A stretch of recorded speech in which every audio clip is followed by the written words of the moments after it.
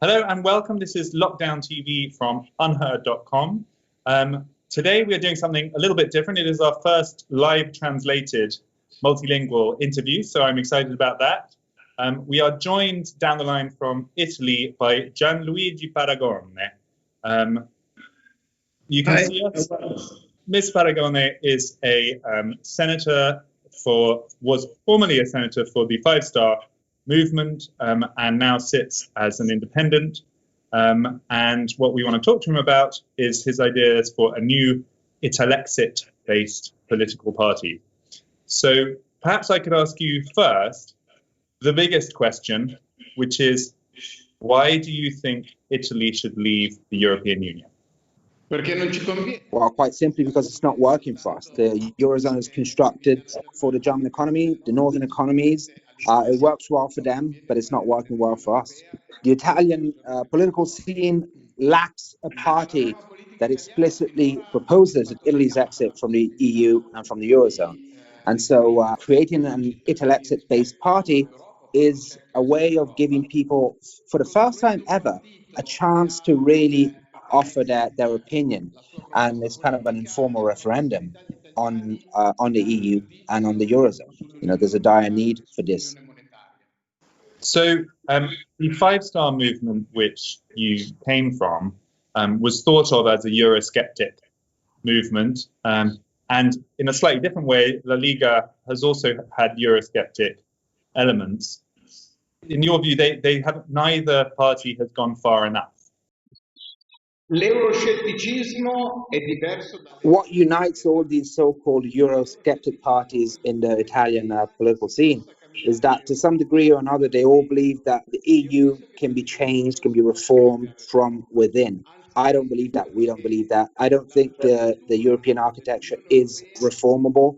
In fact, I think there's a high risk of the system collapsing due to its intrinsic instability. And so I think it's important now more than ever for people to openly talk about the possibility of a country, in this case Italy, exiting the EU and the Euro, what I consider to be the biggest political fraud of the past decades. And so I think there's dire need of a party that doesn't lie to citizens, that doesn't tell them that the system can be reformed from within, and that openly tells them that the only way for Italy to get back on its feet is to exit the EU and the Eurozone.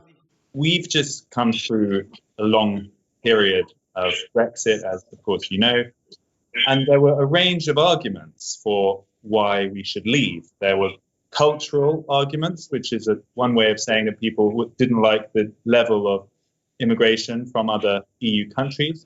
There were kind of academic arguments about sovereignty, and then there were economic arguments. Some people suggested we would actually get richer if we left the European Union. Which of those is it for you?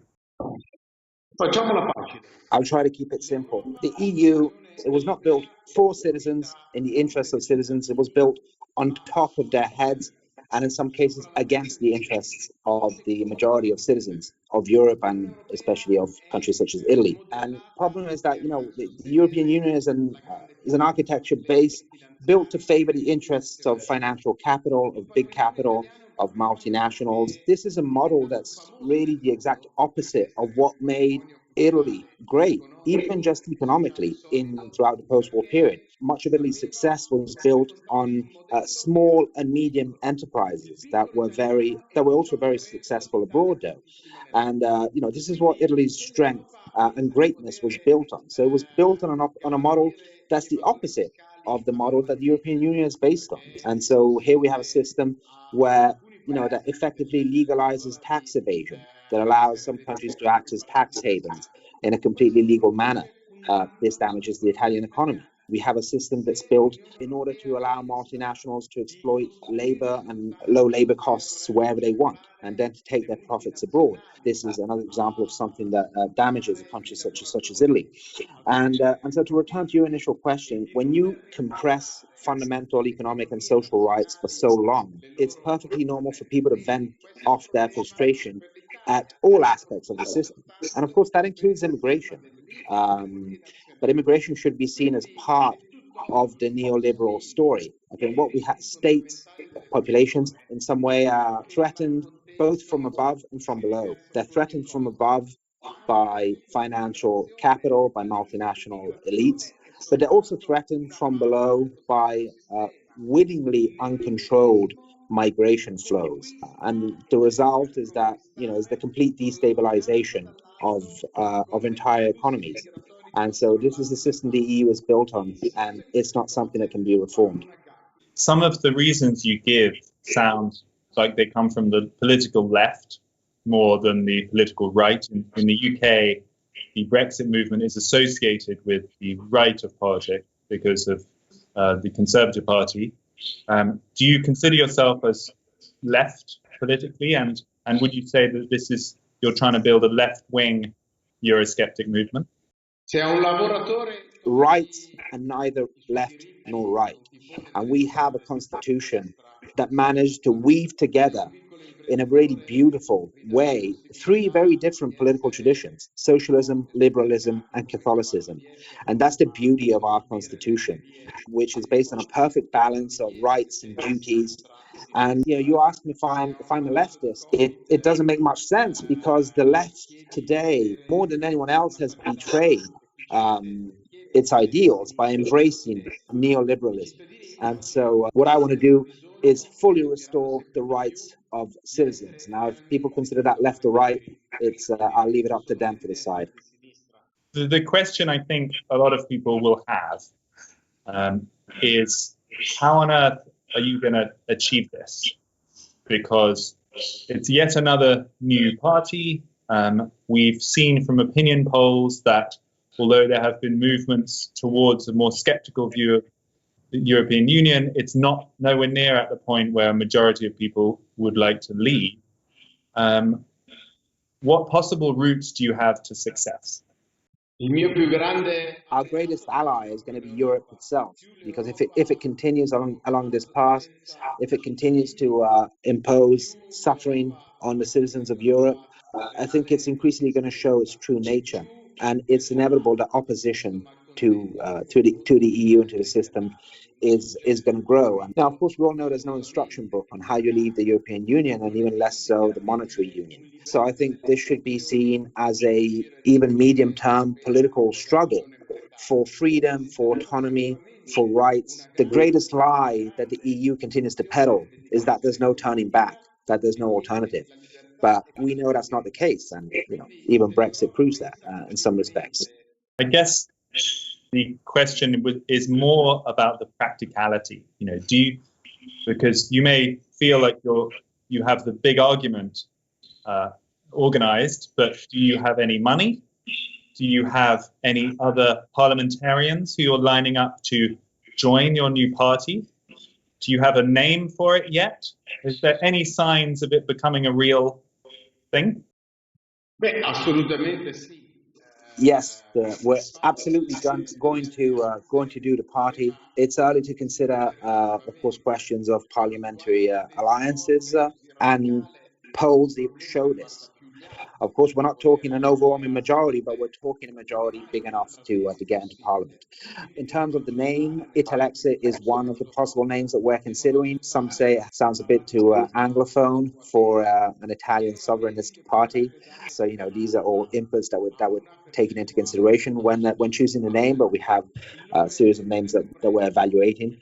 But look, there's no question that we are going to do this party. First of all, because we've announced it, so there's definitely no turning back.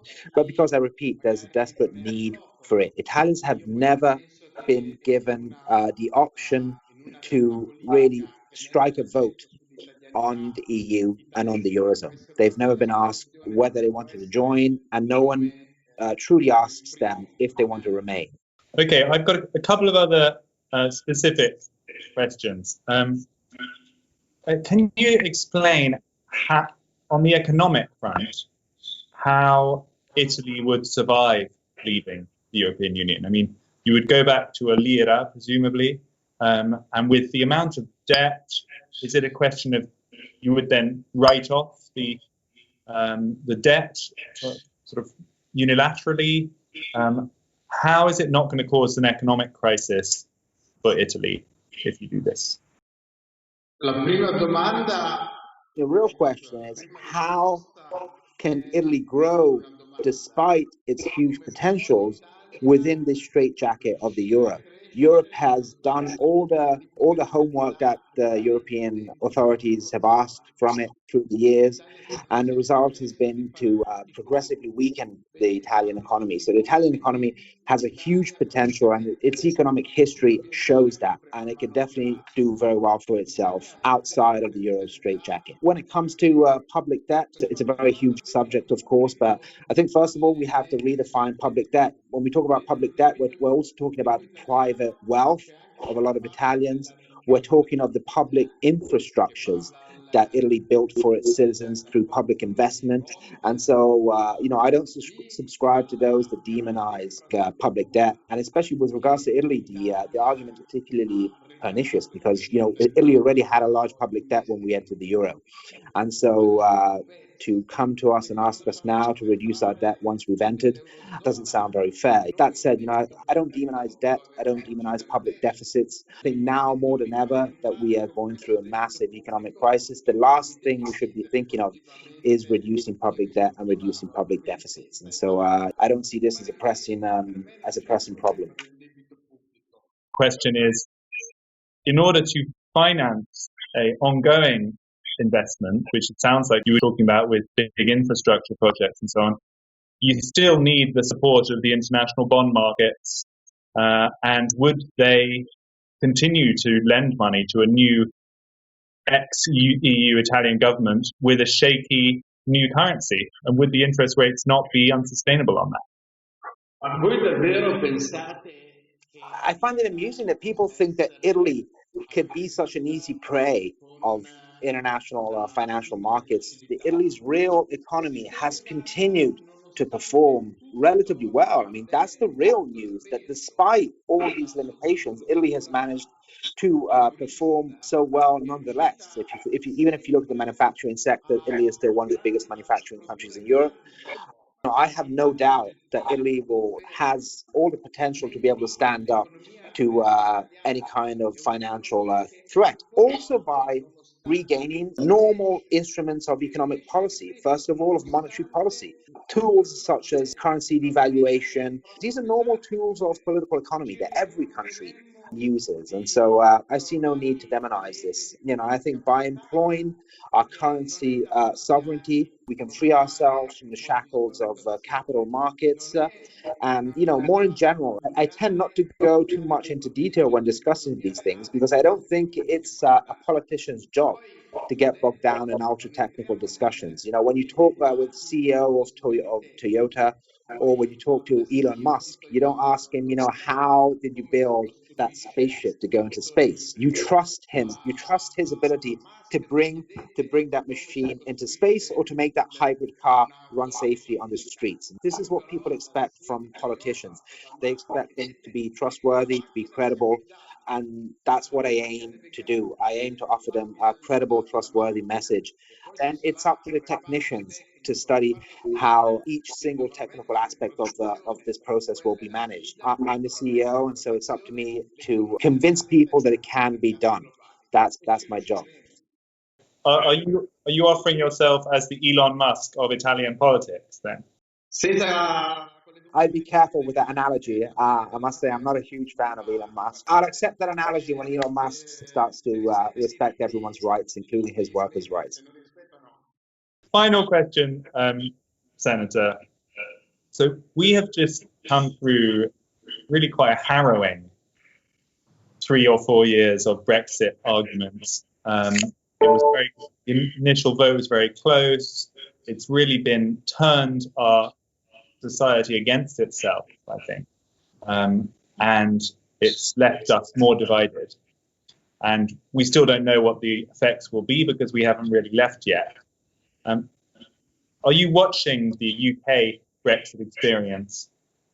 And do you see it as a warning of what not to do or as an example to follow? Le questioni politiche I don't believe that political processes can be replicated in a lab, so to speak. It really doesn't make much sense to take Brexit and to try to imagine how that would play out in a country such as Italy, which is different in so many respects from the UK. So, I think that's a purely intellectual exercise that I'm not very interested in. What I know, my country, I know Italy's economy. I know how this country works, and I know deep down that this system is not working for Italy. It's not working for us. I don't look at Brexit. I look at the EU. I look at the euro. I look at a system that keeps producing crises, that keeps producing divisions, that keeps producing asymmetries between countries, and that continues to be incredibly divided between, in cultural terms. To even think that a union can be built between in a continent where northern countries consider the citizens of southern Europe pigs, P-I-I-G-G-S, as the term used in certain northern countries goes for the countries of southern Europe. And so, the truth is that this is what it boils down to.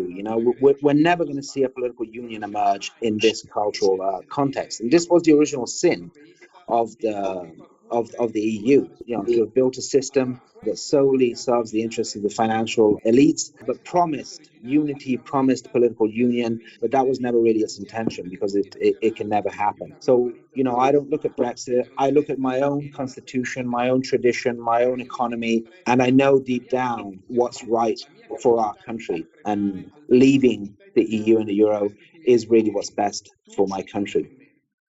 There we have it, Senator Paragone. Thank you for explaining to us, and thanks for your time. Thank you, Freddy. Thank you too. That was Senator Gianluigi Paragone from Italy, who is in the process of setting up an Italexit party, whose mission is for Italy to leave the EU. Well, it'll be interesting to see how far that gets. This was Lockdown TV from Unheard. We'll see you in the next couple of days. Thanks.